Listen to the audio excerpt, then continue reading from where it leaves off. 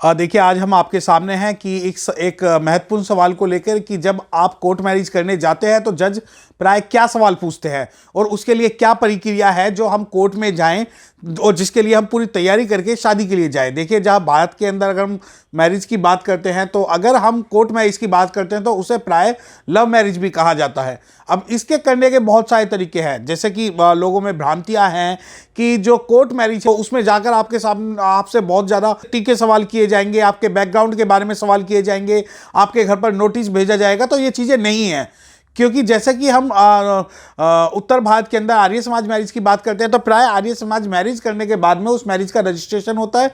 Registration में हमें अपने जो डॉक्यूमेंट्स हैं वो सबमिट करने पड़ते हैं और उसमें फाइनली जो पार्टियां हैं वो एडीएम मैरिज रजिस्ट्रार के सामने पेश होती है। और जो एडीएम मैरिज रजिस्ट्रार है वो आपसे सवाल करता है कि क्या आपने ये शादी अपनी रजामंदी से की है, क्या आपके डॉक्यूमेंट वैलिड है, क्या आप 18 साल के और 21 साल के हो। तो ये सवाल जो है ADM marriage registrar after Arya Samaj marriage पूछता है। उसके अलावा एक शादी होती है स्पेशल मैरिज एक्ट।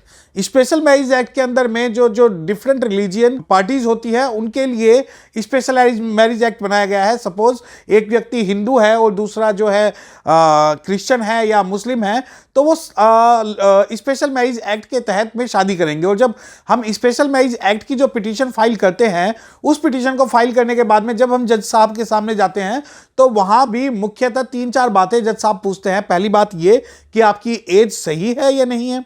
दूसरी कि आपसे जो आपकी जो कंसेंट, जो आपकी सहमति ली गई है वो फ्रॉडफुली तो नहीं ली गई। तीसरी चीज ये कि आपके जो प्रॉपर जो रेजिडेंस के जो डॉक्यूमेंट्स है वो आपने फाइल किए हैं या नहीं। और चौथी चीज, पहले अभी एक स्ट्रक डाउन हुआ है कि पहले स्पेशल मैरिज एक्ट के अंदर में एक नोटिस घर वालों को 1 महीने का दिया जाता था या पब्लिक एक नोटिस इशू किया जाता था कि अगर इसको किसी में कोई ऑब्जेक्शन हो तो वो ऑब्जेक्शन कोर्ट के सामने रखे। परंतु वह अल्ट्रा वायरस होने के कारण बहुत से स्टेट हाई कोर्ट्स ने उसको स्ट्रक डाउन किया, यानी उस चीज को खत्म किया है।